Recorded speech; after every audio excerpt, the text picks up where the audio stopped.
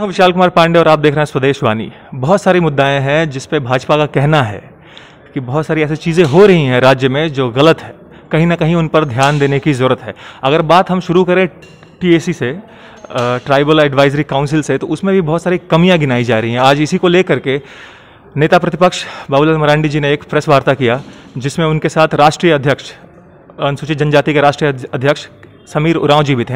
उनसे हम कुछ सवालों पर बात करते हैं। आइए समीर जी, सबसे पहला सवाल, टीएसी में क्या क्या कमियां हैं? निश्चित रूप से वर्तमान समय में जो झारखंड सरकार ने जो टीएसी का गठन किया है, चूँकि 5th शेड्यूल स्टेट में जनजाति हितों के लिए, उनके रक्षा के लिए, उनके संरक्षण के लिए, उनके संवर्धन के लिए, उनके विकास के लिए यह जो है 5th शेड्यूल स्टेट में एक कॉन्स्टिट्यूशनल प्रोविजंस है जो इस अधिकार को वो आगे बढ़ाता है, जिसके चलते वहाँ जो कमेटी गठन होती है उसके सदस्य होते हैं, इस विषय पर विचार करते हैं कि कैसे ये समुदाय, यह जो है जनजाति समुदाय आगे बढ़े।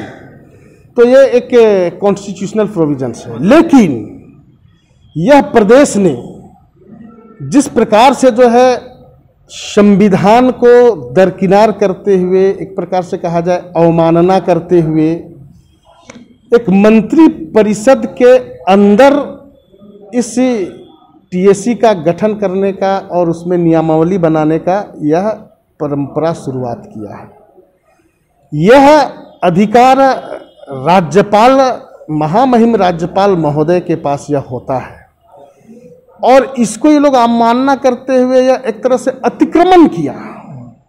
अतिक्रमण करके एक झारखंड सरकार का एक विभाग के रूप में इसको स्थापित करके वह तय किया है, उसका नियमन तय किया है। होंगे कि पिछले दिनों पत्थलगड़ी का आंदोलन में हमारा जनजाति समुदाय ये बार बार कह रहा था, क्योंकि 5th शेड्यूल स्टेट की बातें के आधार पर, कि ना लोकसभा ना विधानसभा, ये राज्यपाल, राष्ट्रपति, महामहिम के द्वारा अध्यादेश जो संविधान है उसको हम मानेंगे, यहाँ की चीज़ों को हम नहीं मानेंगे। आप सब लोग जो है देखे होंगे। तो उसी के आधार पर हम कहना चाहते हैं कि जब यहाँ से अध्यादेश है, कॉन्स्टिट्यूशनल प्रोविजंस हैं, उसको आप दरकिनार करते हुए आप यहाँ टीएसी का गठन किए हैं, तो ये असंवैधानिक है, गैर कानूनी है। इसीलिए इस कमेटी का हम विरोध कर रहे हैं, टीएसी का विरोध हम नहीं कर रहे हैं। और हम यह बताना चाहते हैं कि कहीं ना कहीं हमें अंदेशा है, शंका है कि ये सरकार जनजातियों के लिए अहित करने का कुछ न कुछ मंशा बनाई होगी, जिसके कारण यह संविधान के विपरीत जो है असंवैधानिक रूप से इस प्रकार का टीएसी का गठन किया है और हम जनजातियों को भ्रमित करने का यह काम कर रहा है।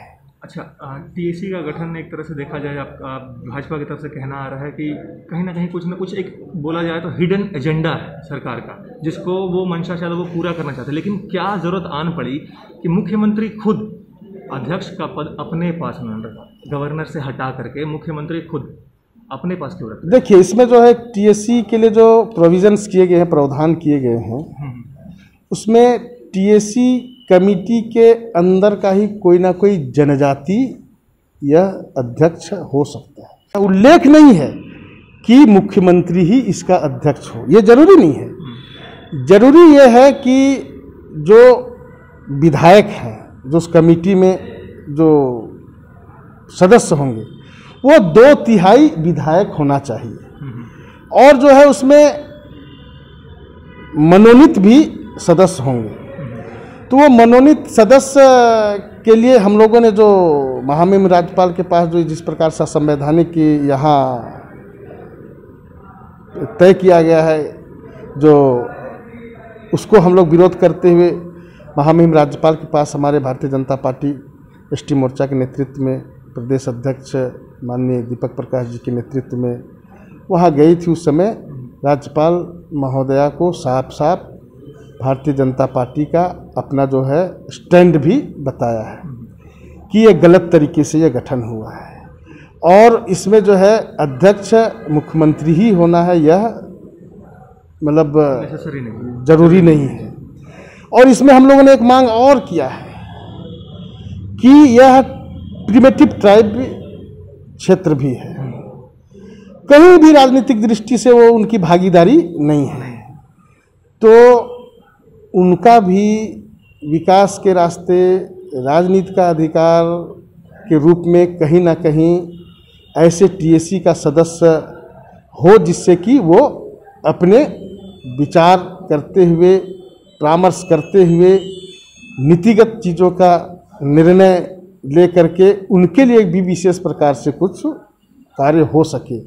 वैसे ही जो एक महिला भी इसका सदस्य होना चाहिए जो मनोनीत होते हैं, तो इसी के लिए भारतीय जनता पार्टी इसका भी मांग किया है, सुझाव भी दिया है।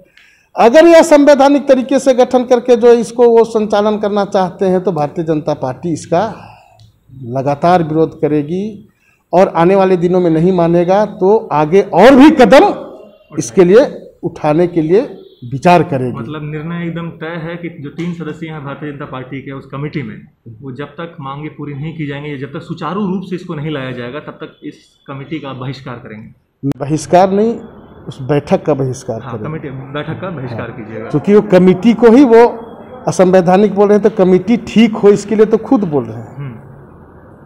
अभी कमेटी के मेंबर वो हैं, वो रहते हुए कह रहे हैं सुधार करो, ठीक करो, असंवैधानिक है उसको ठीक करो। और अगर असंवैधानिक है तो फिर किसी भी बात का परामर्श करना, निर्णय लेना, नीतिगत चीज़ों को फैसला करना, ये और ही असंवैधानिक हो जाएगा। इसलिए तब तक जो है हम इस बैठक में उपस्थित नहीं रहेंगे, ऐसा हमारे माननीय सदस्यों का एक विचार तय है। अगर आप हमारा चैनल देख रहे हैं तो प्लीज इस चैनल को लाइक, शेयर और सब्सक्राइब जरूर करें ताकि हम आपको देश विदेश तक की खबरों से अपडेट रख सकें।